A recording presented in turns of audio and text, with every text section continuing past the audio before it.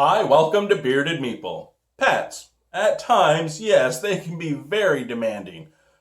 We have four cats, and there's days where I can't go from the living room across to the kitchen without one of them crying about, "Oh, meow, meow, give me some treats," or, "Oh, meow, meow, meow, I put a receipt in the food bowl." Yeah, we have some very unique animals.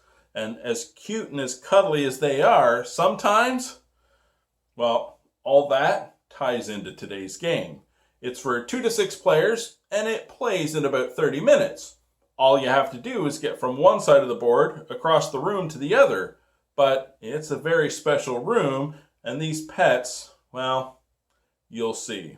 We're looking at the pet cemetery. Let's take a look at it. In the game, there are a number of different cards. Weapons, they'll be used for defense against a pet monster. Other cards will deal with character movement. The last type of cards, they're going to act as modifiers and help you manipulate the game. There are 6 different characters available to play: the strongman, the speedster, the sheriff, the thief, the card shark, and the gunslinger.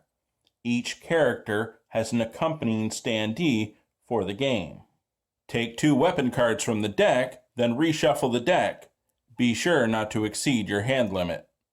Go through the discard pile and pick 2 cards to add to your hand. Steal 1 card from each player. While doing this, you can exceed the hand limit.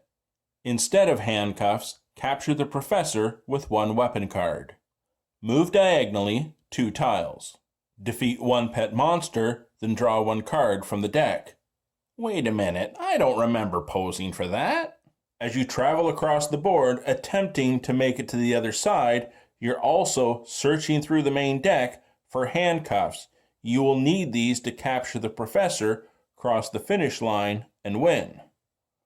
Each character's ability is unique and can be used at any time. However, there is a hitch. The abilities are single use, so you can only use them once during the game. And we also have the pet tokens that will populate the board. Place the board in the middle of the play area. It comes in 3 sections and has colored arrows to align the middle piece. We have our pet tokens, and each player has their character card and sets their standee to the left of the yellow line at the start. Leave out the handcuff cards, but shuffle the main deck, dealing 3 cards to each player. Based on the number of players, you will then shuffle in a set amount of handcuff cards. We're ready to begin. On your turn, you will do one of 3 actions. Move 1 tile, draw 1 card from the deck, or play 1 card from your hand. As you travel across the board, just be careful where you step. It can be quite dangerous.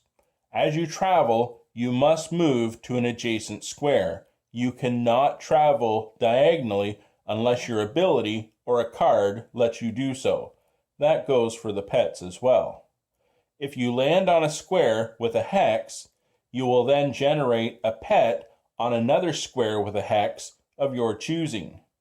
If your character is in a square with a blue circle, that's a safe zone. You're defended against a pet attack. If you land on a square with slash marks, then you will move a pet of your choosing. The pits, those are just negative zones. Stay out of those. If you land on a treasure, you'll draw 2 cards from the deck, keeping 1, placing the other card on the top. And there are blank spaces on the board. There, you can just rest and catch your breath. It should be noted that a pet can't move into a safe zone or into a pit. They also can't enter a square where there's another pet monster.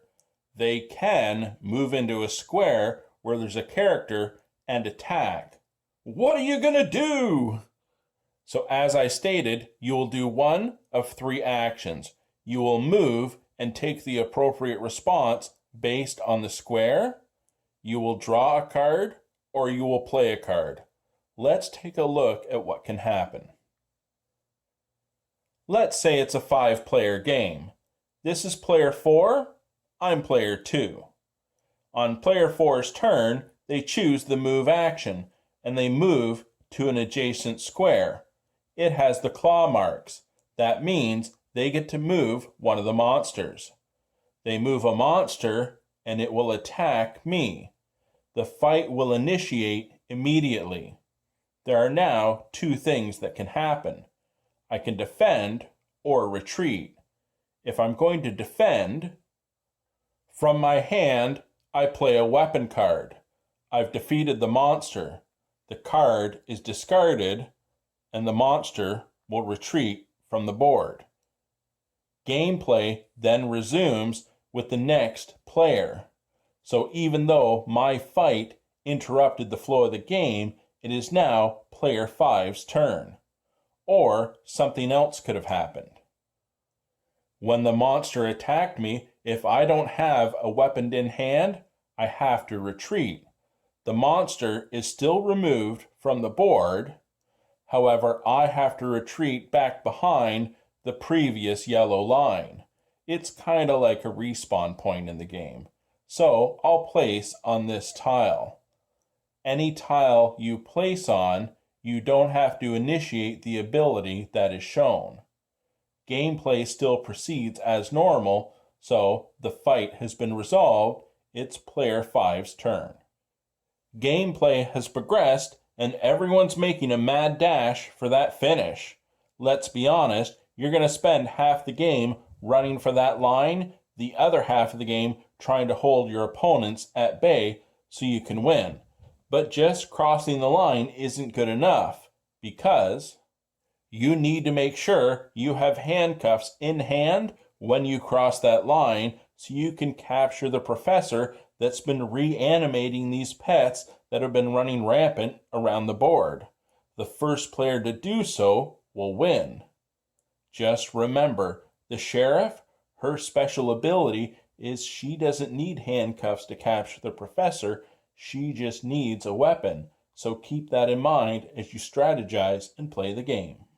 And that, my friends, is Pet Sematary. A couple of things I'd like to say. First off, this is a prototype, so the components will change, and I'm pretty sure that there'll be more cards added. Now, for the gameplay, I'll be honest, I thought it was going to be a lot lighter than I expected. I thought, hey, cute, fun art, simple board, it has standees. There can't be much to the game, but it was a lot meatier than I thought. Yes, it is light and casual, but you still have to strategize. It's like my dad always said, it's not what you say, but how you say it. And in this game, it's not what you do, but how you do it. Because you can only do 3 things, but strategize carefully on your moves so you can use those icons, interact with your cards to the best of your ability. You'll get across that finish line with handcuffs and win. I enjoyed it. I hope you get a chance to check it out. I'll talk to you again soon.